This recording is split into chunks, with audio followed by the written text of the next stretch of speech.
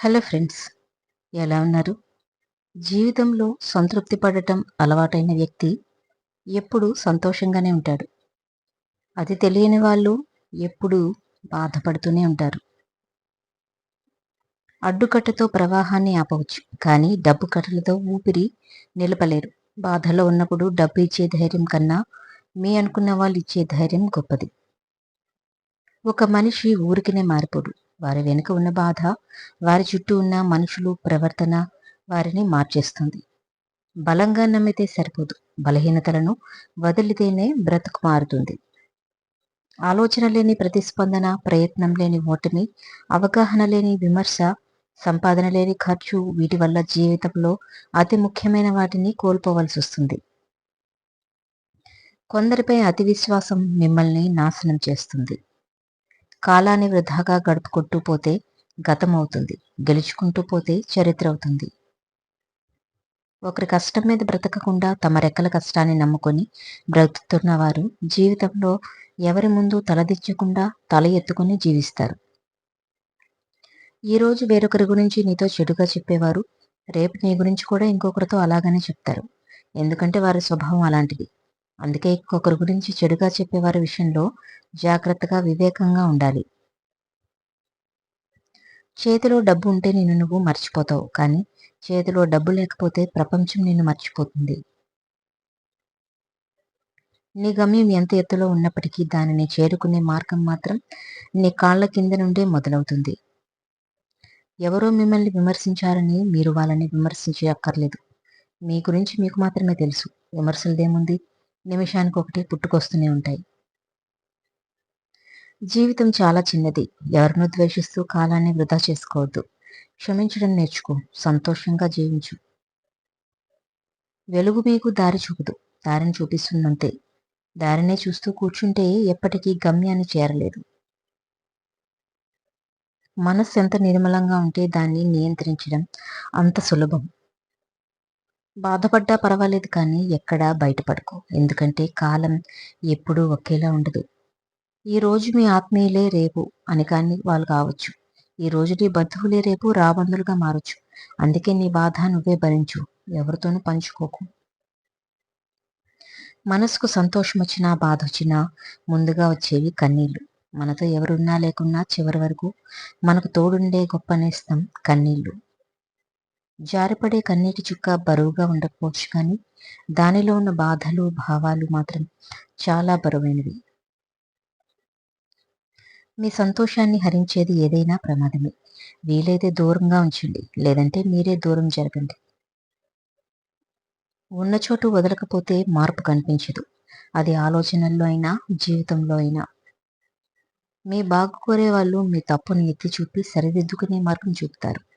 మీ పతనాన్ని కోరుకునేవారు మీరు ఎన్ని తప్పులు చేసినా సమర్థిస్తూ ఉంటారు. గతం ఒక చేదు జ్ఞాపకమైనప్పుడు పదే పదే దాన్ని రుచి చూసే ప్రయత్నం చేయకూడదు. అన్నీ పెట్టించుకుంటూ పోతే బ్రతకలేరు. ఏవీ పట్టనట్టుంటే దాన్ని బ్రతుకు అనలేరు. కట్టుకథలు చెప్పగలిగితే వారు మాత్రమే ఈ ప్రపంచాన్ని పాలించగలరు, నిజాలు చెప్పేవారు కాదు. శరీరం సోమరతనానికి అలవాటు పడిపోతే ఆలోచన ఎప్పుడూ వేరొకరి సహాయం కోసం ఎదురు చూస్తూ ఉంటుంది. కొందరు మీ విజయాన్ని తట్టుకోలేరు, ఇంకొందరు మీ కీర్తిని ఒప్పుకోలేరు, మరికొందరు మీ మంచిని జీర్ణించుకోలేరు. వాళ్ళందరికీ తెలియనిది ఏంటంటే వాళ్ళు ఎప్పటికీ మీ స్థాయిని చేరుకోలేరు.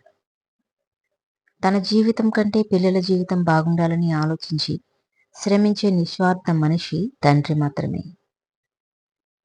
నువ్వు చెప్పేది వాస్తవమే అయినా ఎదుటివాళ్ళు వినడానికి ఇష్టపడినప్పుడు చెప్పకపోవడమే ఉత్తమం. అతి మంచితనం, అతి ఓర్పు ఈ కాలంలో అస్సలు పనికిరాదు. మంచితనాన్ని, సహనాన్ని ఎవరూ గుర్తించకపోగా మంచితనాన్ని అసమర్థతగా, ఓర్పుని చేతకానితనంగా భావిస్తారు. ఏమైంది అని అడిగేవాళ్ళు, ఏమీ కాదులే అని ధైర్యం చెప్పేవాళ్ళు ఒక్కలైనా ఉండాలి మీ జీవితంలో. ఒకరికి అన్యాయం చేసి బ్రతికే బ్రతుకులు ఇప్పుడు సుఖంగా సంతోషంగా ఉండొచ్చు, కానీ కాలం ఎప్పుడు ఒకేలా ఉండదు. మీరు ఎప్పటికైనా అంతకు అంత అనుభవించక తప్పదు. న్యాయానికి నిదానంగా గెలుపుంటుంది. కాలం కంటే వేగంగా మారే మనుషుల మధ్య బ్రతుకుతున్నాం. కాబట్టి ఎవరిని అతిగా నమ్మకండి. అన్ని రోజులు మీకు అనుకూలంగా ఉండవు. మీది కాని రోజు మౌనంగా ఉండాలి. మీదైన రోజు అన్నింటికీ సమాధానం దొరుకుతుంది. ప్రపంచానికి వెలుగునిచ్చే సూర్యుడికే ఒక్కోసారి గ్రహణం పడుతుంది.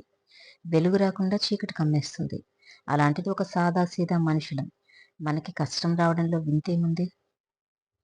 చీకటిని చీల్చుకొని సూర్యుడు ఎలా 1000 రెట్లు ప్రకాశిస్తాడో, మనం కష్టాన్ని దాటుకుని అంతకంటే కోటి రెట్లుగా ఎదిగి చూపించాలి. ఒకటి మాత్రం గుర్తుపెట్టుకోవాలి.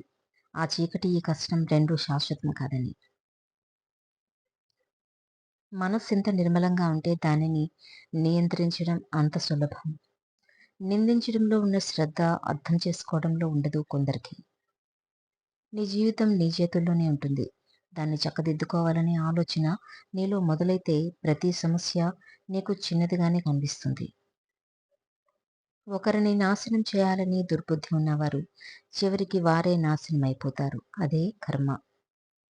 కష్టం అందరికీ శత్రువే కానీ దానిని ఇష్టం స్వీకరించిన వారిని విజయాన్ని అందిస్తుంది.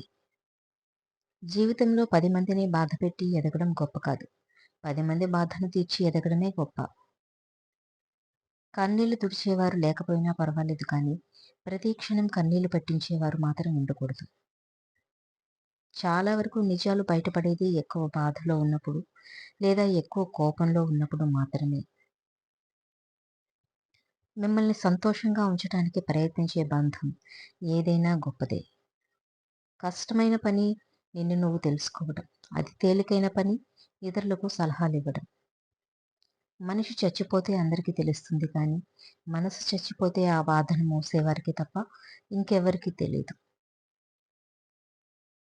మనిషి ధీరుడైతే తప్ప ద్వేషం, అహంకార బుద్ధి హృదయం నుంచి తొలగిపోవు. ఆనందం అంటే ఏ లోటు లేకపోవడం కాదు, లోటుపాట్లకు అతీతంగా బ్రతకడం. కొన్నిసార్లు సమాధానం కోసం అరవడం, ఆవేశపడడం కన్నా ఆగిపోవడం మంచిది. మౌనం ఒక సాధన. పలికే ప్రతి మాట ఆలోచించి పలకడం ఒక కళ. ఆలోచించకుండా వదిలేసే మాటలు అణుబాంబు కంటే ప్రమాదం. మనసును ఎంత అదుపులో పెట్టుకోగలిగితే అంత గొప్ప స్థానానికి ఎదుగుతారు.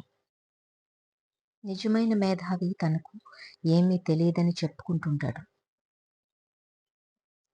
ఒక వ్యక్తి ఉన్నతికైనా పతనానికైనా ఆ వ్యక్తే కారణం. ఎవరిని నిందించి లాభం లేదు. బంధాన్ని భారంతో బంధిస్తే నిలబడదు. బాధ్యతతో ప్రేమిస్తేనే నిలబడుతుంది. కష్టం రాకుండా నువ్వు ఆపలేవు. అలాగని వచ్చిన కష్టాన్ని ఆహ్వానించి కుర్చీ వేసి కూర్చోబెట్టలేవు కూడా. పోగొట్టుకున్న దాన్ని తిరిగి తెచ్చుకోవడం ఎంత ముఖ్యమో ఉన్నదాన్ని కాపాడుకోవడం అంతకన్నా ముఖ్యం. కోల్పోయింది ఎప్పటికీ తిరిగి దొరకదు. ఒకవేళ దొరికినా అది గతంలా ఉండదు. అది వస్తువైనా, బంధమైనా, ప్రేమైనా, స్నేహమైనా.